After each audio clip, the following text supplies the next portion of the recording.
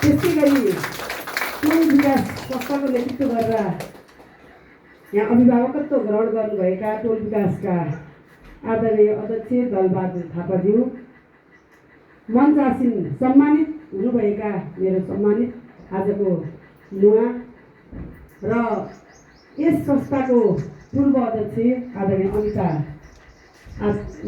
आचार्य ma'am, त्यस्तै गरी मञ्च आसीन सबै मैले नाम बिर्सिएकोहरूलाई र यहाँ उपस्थित हुनुभएका सम्पूर्ण टोल विकास आमा समूहका संस्थापक अध्यक्ष, पूर्व अध्यक्ष र वर्तमान विभिन्न तह तबकामा आफ्नो महत्त्वपूर्ण भूमिका निर्वाह गर्नुभएका दाजुभाइ तथा दिदीबहिनीहरू सबैलाई लेखनाथ नेपाली सङ्घको तर्फबाट र मेरो व्यक्तिगत तर्फबाट हार्दिक न्यानो नमन व्यक्त गर्न चाहन्छु।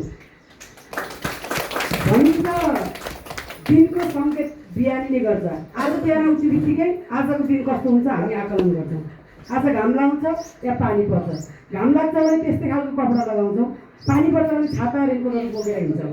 त्यस्तै खालको यो सङ्केत यो हाम्रो माछापुच्छ्रे आमा समूहले देखाएको छ।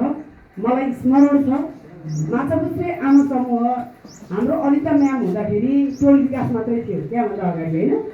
अनि त्यसपछि लेखनाथ त्यो बारीसँगले विभिन्न किसिमका मेला महोत्सवहरू लगाउने, अनि त्यसपछि तपाईँको टोल विकासलाई 4 पास दिने, आमा समूहलाई 7 पास दिने। हेर्नु हामीलाई परेको चोट के हाम्रो त तितो तर सत्य थियो क्या त्यति बेला।